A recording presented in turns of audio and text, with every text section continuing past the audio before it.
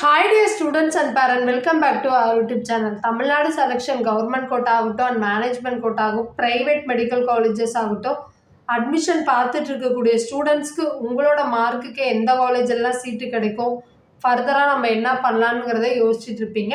So இந்த time private medical காலேஜஸில் இருக்கக்கூடிய கவர்மெண்ட் கோட்டா அண்ட் மேனேஜ்மெண்ட் கோட்டாக்கான ரேங்க் ரேஞ்ச் என்ன, கவர்மெண்ட் கோட்டா அண்ட் மேனேஜ்மெண்ட் கோட்டாக்கான சீட்ஸ் எவ்வளோ கொடுத்துருக்காங்க, இன்கேஸ் இந்த காலேஜெல்லாம் சீட்டு கிடைச்சா ஃபீஸ் எவ்வளோ பே பண்ணணும், ஸோ அதை பற்றி தான் இந்த வீடியோவில் கம்ப்ளீட்டாக பார்க்க போகிறோம்.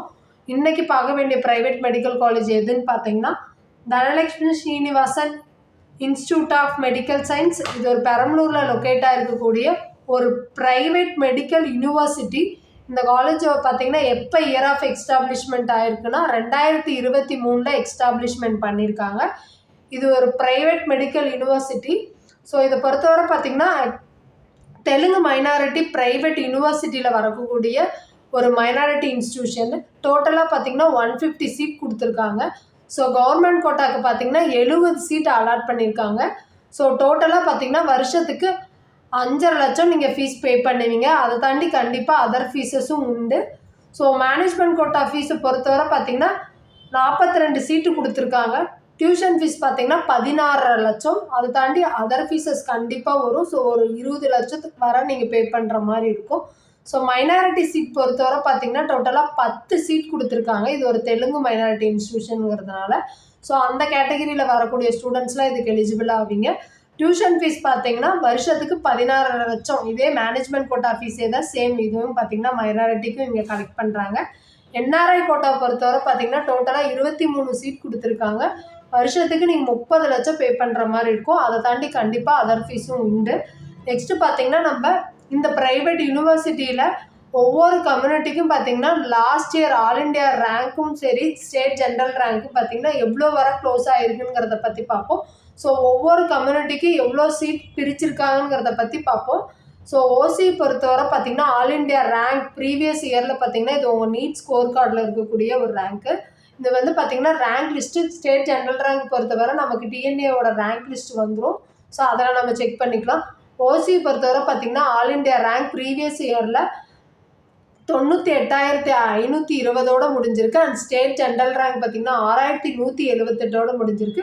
டோட்டலாக ஓசிக்கு பார்த்திங்கன்னா 3 சீட்டு வந்து கொடுத்துருக்காங்க. பிசி பொறுத்தவரை பார்த்திங்கன்னா ஆல் இண்டியா ரேங்க் பார்த்திங்கன்னா 10,63,060 முடிஞ்சிருக்கு. ஸ்டேட் ஜென்ரல் ரேங்க் பார்த்திங்கன்னா 6,773 முடிஞ்சிருக்கு. டோட்டலாக 37 சீட் வந்து பிசிக்கு கொடுத்துருக்காங்க. அண்ட் பிசிஎம் பார்த்திங்கன்னா ஸோ எம்பிசி பொறுத்தவரை பார்த்திங்கன்னா 1,17,227 ஆல் இண்டியா ரேங்க் முடிஞ்சிருக்கு. அண்ட் ஸ்டேட் ஜென்ரல் ரேங்க் பார்த்திங்கன்னா 7,583 முடிஞ்சிருக்கு. டோட்டலாக பார்த்திங்கன்னா 14 சீட் கொடுத்துருக்காங்க.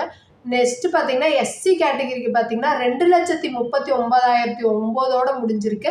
அண்ட் ஸ்டேட் ஜென்ரல் ரேங்க் பார்த்திங்கன்னா 14,714 முடிஞ்சிருக்கு. டோட்டலாக பார்த்திங்கன்னா இந்த கம்யூனிட்டிக்கு 10 சீட் கொடுத்துருக்காங்க.